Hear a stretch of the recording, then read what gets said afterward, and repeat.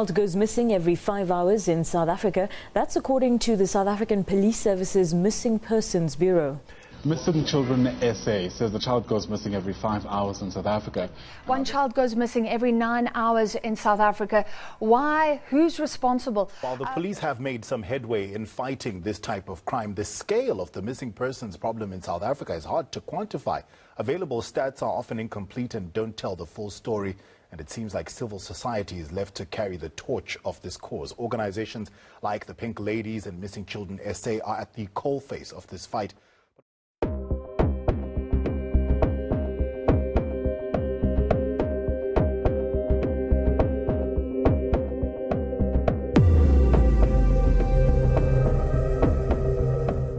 Hi everyone, welcome back to my channel, and thank you for joining me here again today.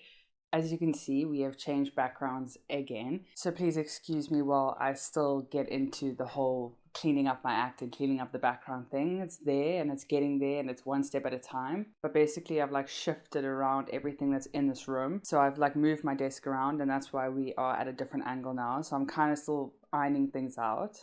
But last week we spoke about the Scottish butler who turned into a jewel thief and then some. So if you haven't seen that video, I'll link it up here for you. But that case will definitely keep you on your toes, and it's full of twists and turns that kept getting thrown at you, so I would definitely give that video a watch if you haven't. But for today's case, we are going to talk about another South African true crime case that really shocked the De Bruyn family, and also many South Africans who were involved in this case from the beginning and who are still involved in it currently. And I do just want to say from the beginning that because this is an ongoing case, all the people who we mention in this case are presumed innocent until proven guilty. So we are in no way accusing anybody of anything because everyone is innocent. Just a little tidbit for the rest of the case. So with that being said, today's case is unsolved, and we are going to dive into the case which is known as the disappearance of Le-Jeandre De Bruyn. So today's case takes place in South Africa, and the young lady we are talking about is Le-Jeandre De Bruyn, who was born on the 10th of May 1990. Her dad's name is Warren and her mom's name is Catherine. And Le-Jeandre also has an older brother named Cheslin. When Le-Jeandre was around 4 years old, her mom, Catherine, and her dad, Warren, actually ended up divorcing, and both children, Cheslin and Le-Jeandre, went to stay with their mom. But both children had a very good relationship with their dad, Warren, and they were very close-knit family. Catherine De Bruyn is a nurse for the National Defence Force, so she lives on a military base in Cape Town, and the military base specifically is the Wynberg military base.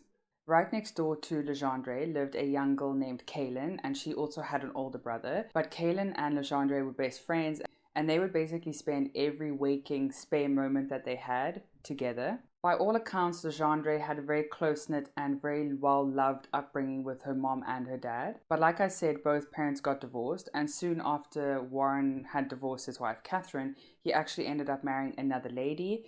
And as well with Catherine, once she got divorced from Warren, she actually rekindled an old flame with a man named James Jonas. And then in 2006, James Jonas actually ended up moving in with Catherine and her two children in the Wynberg military base. James was self-employed, so he stayed at home most of the time looking after the children, and he was most often around the children during the day because Catherine was a nurse and she would have to go to work at odd hours or work 12-hour shifts, very long hours, so James was home most of the time.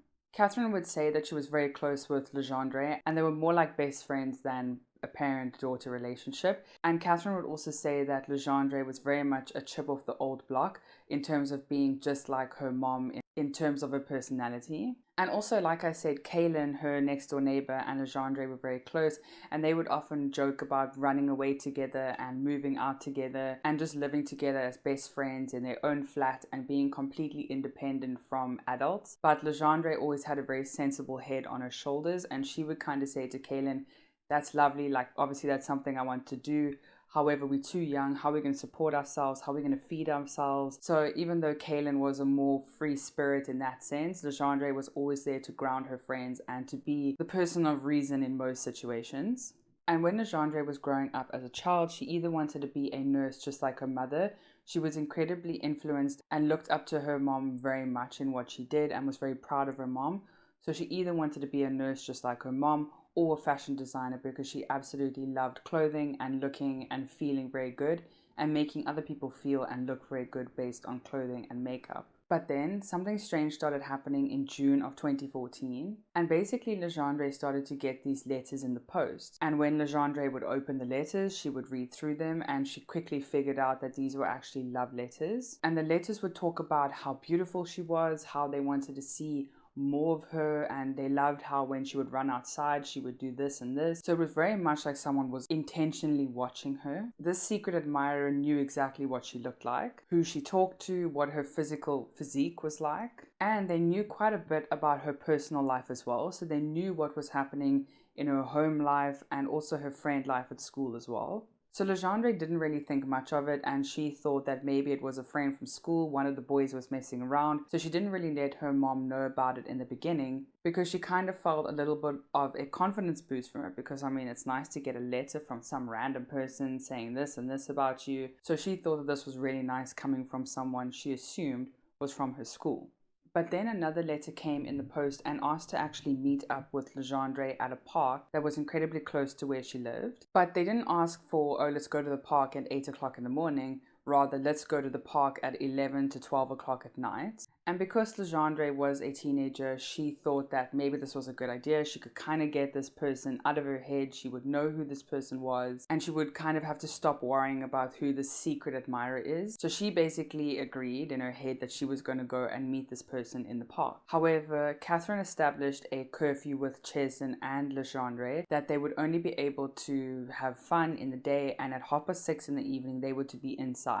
No matter what, you make sure you are inside as soon as those street lights come on at night, which is roughly around 6:30, 7 o'clock. However, it seems as though the person who wrote the letters knew about this curfew, but also knew that the day that they asked to meet Le-Jeandre in the park, also knew that Catherine would be working late shift at Groote Hospital, obviously because she's a nurse. So firstly, this person in the letter knew that Catherine wasn't going to be home, knew that Le-Jeandre had a curfew, and they knew to only meet at night and specific details about Le-Jeandre. So Le-Jeandre thought, okay, this person knows that Catherine's going to be out late, so I will be able to now sneak out and go to the park easily without anybody noticing me. So Le-Jeandre does. She sneaks out and she goes into the park and she sits on a bench waiting. And Le-Jeandre is the only person in the park at around 11:30 at night. So Le-Jeandre is now waiting and waiting in the park, and she doesn't see anyone. So she's now waited there for over an hour. It's now after 12:30, and she's now had enough, and she now wants to get up off the bench. But as soon as she gets up off that bench, she sees another person coming in from the one side of the park, and she notices it's a very tall man with a hoodie placed over his head. And Le-Jeandre does notice him, but she feels very uncomfortable almost instantly, because she now knows that this is no longer a young boy, a young teenager from her school. It looks like a grown man's body. So Le-Jeandre, remember, was expecting a young teenage boy from school, and there's no way that someone that young, Le-Jeandre was only about 15 years old at the time, and if she was thinking it was someone from her school, maybe a couple years older or the same age, there's no way that a boy would be able to fit into a grown man's physique. So Le-Jeandre has now noticed this man, and the man has now noticed her. But as soon as he sees that she has looked at him, he kind of like puts his head down and he starts walking very irrationally around the park. So he starts walking around the park and he walks from one side and then he walks back to the other side. And Le-Jeandre is watching him and she instantly feels this gut feeling that she has to get out of there. Something isn't right and she's in danger. And as Le-Jeandre puts her hands on the bench to push herself up, he then starts digging in a bag, frantically looking for something. And Le-Jeandre is like, no, something's not right. And she then starts booking it straight out of the park. And she runs back home, which is very close to where she had just come from. Now remember, Le-Jeandre had snuck out and she had made all this effort to be very quiet in getting out of the house. But now because Le-Jeandre was incredibly frightened by what she had seen in the park, she ran up the stairs and didn't care who she woke up. She started running and heavy-footed all the way up the stairs, and she did end up waking her brother, and her brother actually intercepted her at the front door as she opened the front door, and he was like, what's wrong? What's happening? Why are you crying? Where were you firstly? And Le-Jeandre just broke down and she started saying exactly what she was doing at the park and who she saw and why she was so frightened. And the minute they heard their mom come in the next morning, they went to tell their mom everything about what Le-Jeandre had experienced the night before. Le-Jeandre then also showed all of these random anonymous letters to her mom. Catherine then starts reading all of these letters and she asks James if he had heard anything about these letters, if he had even heard Le-Jeandre leave that night. And James just looks at her and he's like, I know nothing about the letters and I didn't hear anything. So because James hadn't heard anything, he hadn't known anything, Catherine just said that the best thing that they could do is to just ignore these letters. And she just advised Le-Jeandre to just don't engage, just ignore them and to throw everything that you have away. So a couple months go by and Le-Jeandre is still getting these letters. So from June to now October 2014, she has continuously gotten letters almost every week in the mail. But then in October of 2014, Catherine had just become aware that James Jonas was actually unfaithful to her, and they were in an incredibly rocky patch in their relationship. And eventually, a couple days after finding out this information and fighting about it, she then told James to leave the house and pack up his things. So now during this entire time, there are also things going on with the children as well. So not only is Catherine and James going through something as adults, but Cheslin is in the middle of matric, so he's 18 years old, and he's now going through the final year of his high school career, and he's busy stressing about his exams, and basically he took it upon himself to take extra summer school classes in order to prepare for the matric exams, which are kind of at the end of October, early November. And while this is all going on, it is also school break now for Le-Jeandre. So she actually asks her mom if she can go to her cousin's house, who lives in North Pine, for the school holidays, just for a change of scenery and just to get away from all this drama. So her mom, Catherine, agrees, and she then tells Le-Jeandre that they can then go on the 8th of October. However, on the 7th of October 2014, Le-Jeandre is busy sleeping in bed, and her mom quietly opens the door of her bedroom, walks in and kisses her daughter on her forehead, where she then tells her that she's off to work and she's going to be incredibly late tonight because she has training at the hospital that she works at, including her shift. So she has her shift plus training. Then a couple hours later, Cheslin, who remember is Le-Jeandre's brother, also walks into the bedroom. I don't think as quietly and as delicately as his mother, but he walks into the bedroom and he also tells Le-Jeandre that he's off to school for his extra summer school classes. So she's now alone at home. Then we fast forward a few hours to 3:30, when Cheslin now gets back from school. He sees that no one's in the house. He then makes himself something to eat, and he thinks maybe Le-Jeandre has just gone out somewhere, but he just relaxes at home. Remember I told you that Catherine imposed a 6:30 curfew on her two children. So 6:30 now rolls around, and Cheslin becomes aware of the time, but he doesn't do anything yet. Then 7:30 arrives and he's like, oh no, she's way past curfew, and he then calls his mom to say that something's wrong. So after Cheslin had put down the phone, he then walks around the neighborhood and he's asking any of his immediate neighbors if they had seen his sister Le-Jeandre. So none of his immediate neighbors have seen anything. However, he gets to Kaylin's house, remember, who is Le-Jeandre's best friend, and Kaylin's brother is actually still home. So Cheslin talks to Kaylin's brother and he starts asking if he has seen Le-Jeandre. And then he says yes, he did see Le-Jeandre earlier that afternoon, and she had actually gone from the house and hung up some washing and then left the washing and then come back a few hours later to pull down the washing.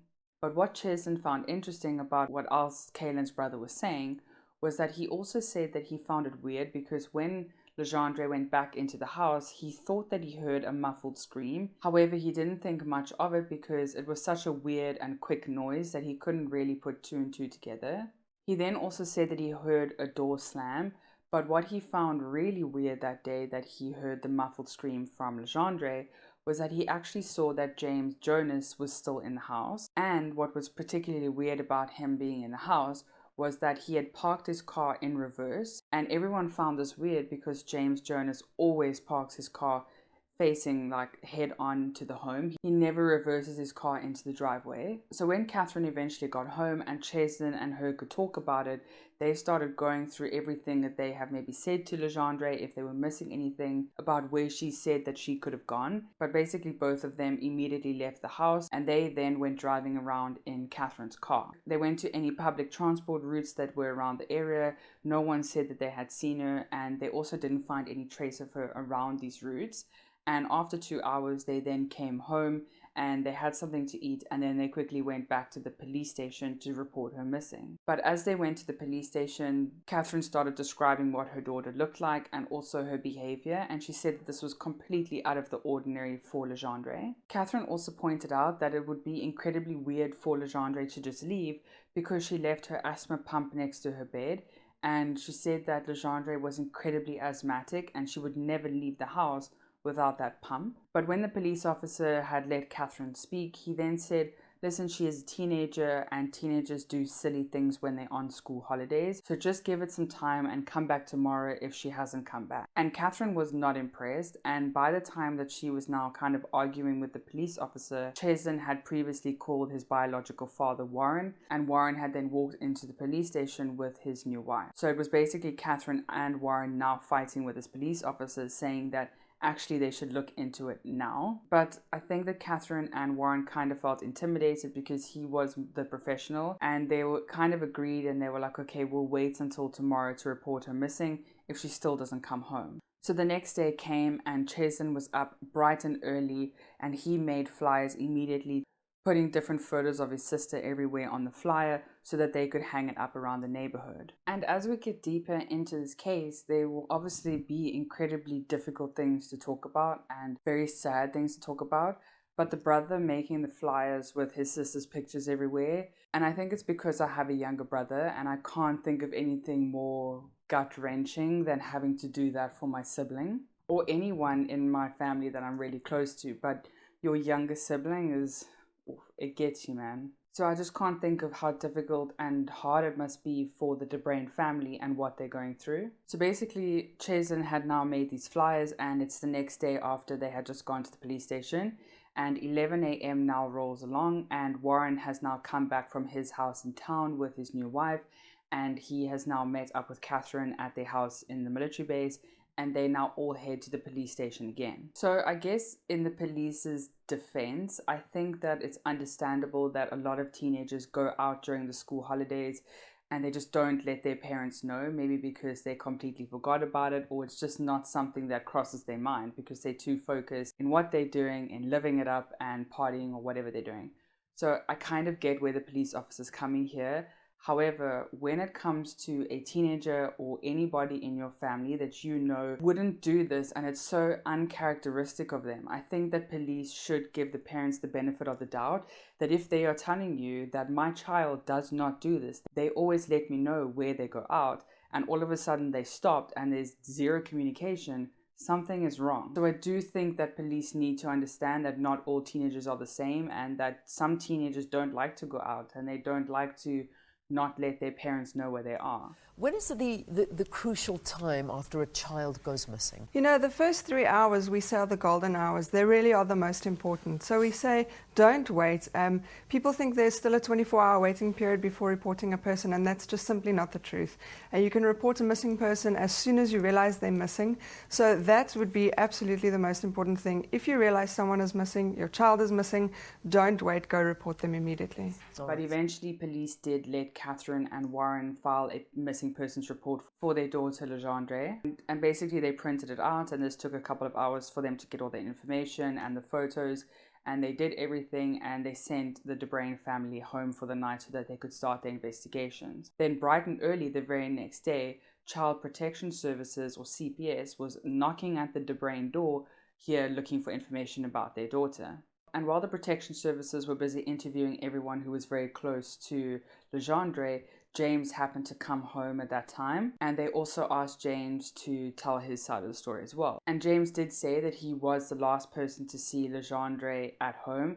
He said that he came home and Le-Jeandre was busy hanging up the washing, but he said that he left. He didn't stay at the house. And basically he said that he left to go and get lawnmower parts, and that's why he wasn't at the house. But once the Child Protection Services were done interviewing James, the lady who was interviewing him kind of just put her pen down, and she said outright to James's face that she is very concerned about him in terms of how he's dealing with this child's disappearance. She said to James that you have been in Le-Jeandre's life for almost 10 years, and you're acting as if it's another day, and you're being asked about something mundane. Now, Catherine is hearing this, and she's hearing this from a child protection services agent, listening to her ex-partner or current partner. I'm not quite sure what's happening in that relationship, but she's hearing someone who she loved and someone who raised her child not really have any feeling towards her being missing. And this bothered Catherine a lot, obviously. But Catherine also noticed that once CPS left and once she really sat down and started focusing on Le-Jeandre being missing, she happened to notice that the love letters had stopped coming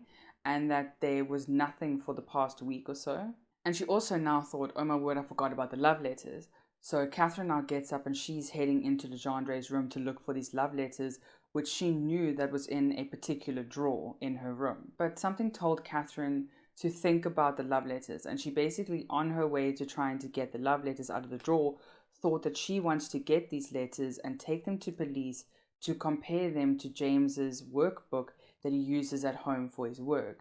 Because Catherine said that she had seen these lines on this paper before and she knew where they had come from, but she couldn't quite place it. But as Catherine's walking into the room and thinking about all of this in her head, she opens the drawer and there's nothing. There are no love letters where she knew that Le-Jeandre had left them. So James Jonas was asked to present himself to the Wynberg police station, where he was then interrogated by the police. And this was on the 23rd of October 2014. So apparently, according to James, when he got back home to Catherine, he said to Catherine that everything at the interview went fine, he answered all of their questions, and there was nothing that he felt uncomfortable about. But he also told Catherine that don't bother calling me on my cell phone because police have taken it in their investigations and they're looking through the phone. And then James is busy walking around the house and he then says to Catherine that he's going out, he's going drinking, he's like had enough. So Catherine's like, fine, go drinking, and then he didn't come home that night. He also didn't come home throughout the whole of the 24th of October, and then on the 25th of October 2014, Catherine then walks back to the police station and files another missing persons report for her partner, James Jonas.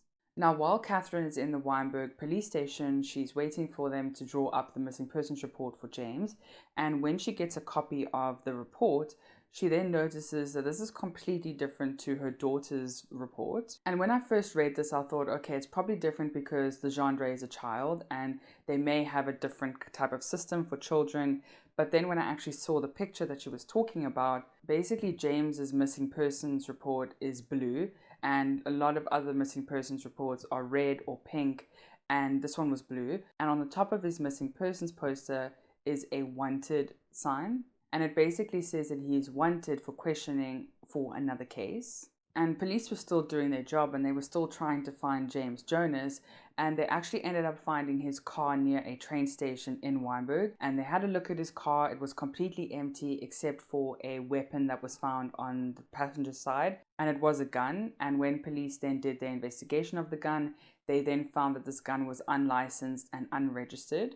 Police also brought a canine unit back to the car to find traces of any blood or bodily fluids. So when the canines did their search of the vehicle, they found nothing except for a smear of blood on the driver's side headrest. And eventually when police also looked into the blood smear, it was found to be James Jonas's blood. They found absolutely no trace of Le-Jeandre inside of James's car, and no DNA evidence at all. And now we have two people who have now seemingly vanished into thin air. However, in 2017, when Le-Jeandre was supposed to turn 18 years old, a friend of Le-Jeandre's from school, who would post a lot on the Facebook page bringing awareness to Le-Jeandre's missing persons report, and basically this friend from school would post a lot on the Facebook group talking about Le-Jeandre's case. But as she's busy posting and she's busy looking through different leads, then she notices that James Jonas's Facebook account has now become active again after basically 3 years of not being active. So the friend then calls up Catherine and tells Catherine that James's Facebook account is now active and he's posting pictures of himself. But the pictures that James had posted were manipulated and edited, so they couldn't really trace the background and everything where he was. And also, when the police were given this information, they were unable to trace the IP address of where these photos were being posted from. So apparently there is a show that you can watch about this case on a South African-based network, and it is called Vermis, and basically it's in Afrikaans and it just means missing. But in the series, Catherine, Le-Jeandre's mom, does talk about the case, and it's incredibly raw and heartbreaking to see her talk about Le-Jeandre and also about the torment that the De Bruyn family have gone through. But when the show was aired on TV, someone had recognized James Jonas, and this person then recognized him and called up the police and said actually they know where he is, and he's no longer in the southern suburbs of Cape Town. He is now in a place called Mossel Bay,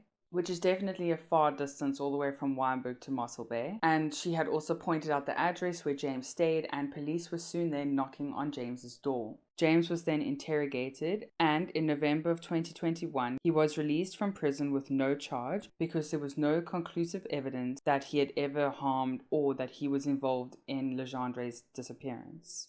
And what is quite frustrating in this case is that Catherine, Le-Jeandre's mom, was never told about his release from prison, and the only reason that he was actually arrested wasn't because of Le-Jeandre's case in the first place. He was arrested because of the unregistered firearm in his car. The police did ask him about Le-Jeandre's case, but there was nothing to hold him on, and no DNA, no physical evidence, nothing. But Catherine was upset because she didn't know this from the police. She only knew that James was released because of the reporter who came knocking on her door asking how she felt about his release. But now remember, James Jonas has not been found guilty of doing anything to Le-Jeandre, and everyone is innocent until proven guilty. But if we take a step back and let's just have a little think about this. Firstly, we had those love letters, which remember coincidentally stopped once Le-Jeandre went missing. So there must be some connection between these love letters and the person who had potentially taken or harmed Le-Jeandre. And if we look at James Jonas, one police officer actually did suggest to Catherine that it is possible that Le-Jeandre had run away with James and that they lived in Mossel Bay together. And I mean, it is plausible. We know on this channel that stranger things have happened and stranger relationships have happened. But with Le-Jeandre, I really don't think that this is the case. James Jonas was around 40-something years old, and Le-Jeandre was only 15 at the time that she went missing.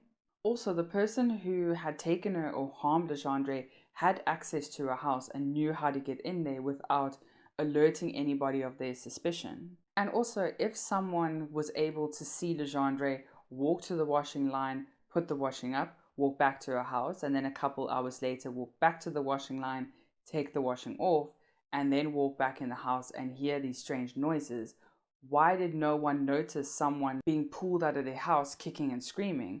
Maybe she wasn't taken out that way. Maybe she was put in something and put into a car. Maybe she never actually ever left the property until the next day, until a couple hours later. We don't know what happened to Le-Jeandre at all.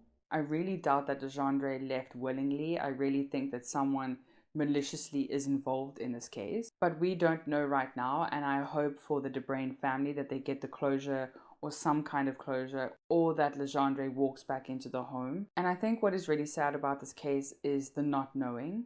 And that must be absolutely excruciating for the families that are involved in missing person cases. I will link down below all of the police information, and if you have any information about Le-Jeandre and the incidents revolving around her disappearance. So if you have any information, then just contact the Wynberg police station down below. Like I said, I'll leave a link. But that is the case of Le-Jeandre De Bruyn. Let me know what you think below. I hope that you all have a great day further. Please stay safe out there. Don't talk to strangers, and I'll see you again next week. Bye.